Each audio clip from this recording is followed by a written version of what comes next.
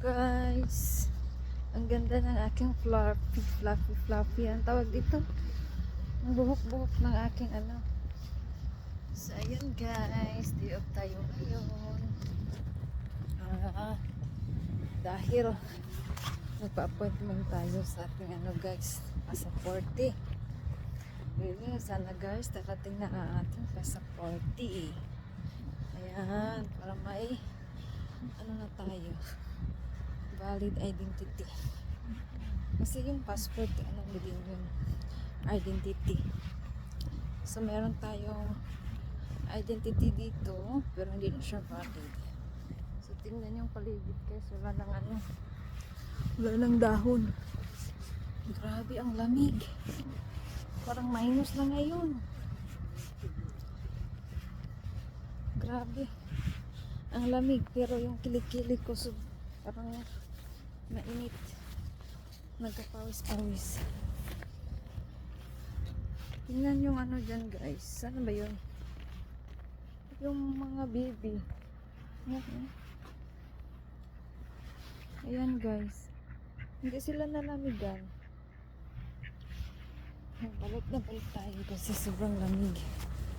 Ayan, pauwi na tayo, galing tayo sa ano, nag-ano tayo doon, visit sa police station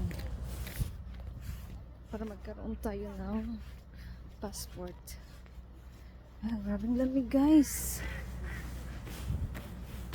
Tignan nyo, swimming pa yung mga pato or mga baby. Tignan nyo, yung baby hindi siya lang malalamigan. So, itong mga baby na to guys, hindi sila mag-migrate, dito lang talaga to. Yan o. Naalala ko tuloy yung pinapanood namin na migration ng mga baby or pato ba, na yung iba ay nagma-migrate sila pa south kasi medyo warm or mainit. Kapag ganito na weather, mag-migrate sila. Tapos may isang pamilya ng mga baby or ducks na hindi gustong mag-migrate, talagang dito lang. Pero at the end, nag-migrate sila. Tapos marami silang mga challenges na ano, na encounter. Yeah, ito na si squirrel, wala tayong pagkain. Ayan o.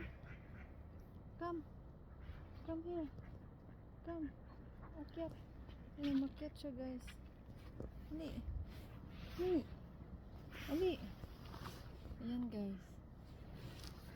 Ayan si squirrel. Ayan. Sana yun. Yun. Wala tayong pagkain eh. Wala tayong nuts. Maaraw. Medyo may araw ngayon. Ayan. Nandito tayo sa lake. Sila nalamigan guys. Kaya imagine nyo yan, no? Grabe ang lamig na. -1, -2 ata. Ang lamig. Ang lamig talaga. Ito na talaga. Aatakihin na tayo ano dito. Sasakit na yung mata ko guys kapag malamig-lamig na. Ayan. Lamig guys. Yung araw. Ayan. Pag maarawan tayo, maputi. Maganda yung ano. Maganda yung effect. Pag may ilaw, no? Ayan. Ayan. Saan ba yung araw? Maputik dito sa dinaanan ko kasi sa may lake ako nag-ano. Ayan.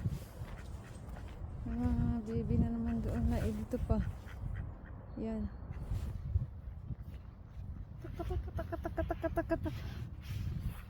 Katak.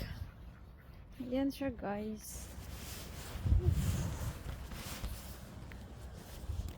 Yung kamay ko naninigas na sa kalamig-lamig. Tingnan nyo naman, wala nang dahon yung ibang kahoy. Naglaglagan na. Ayan. Tapos na yung autumn. Pa-winter na. Next 2 days. Next 2 days guys, ano na? Winter na. Ating view. So, yun lang guys. Bye-bye.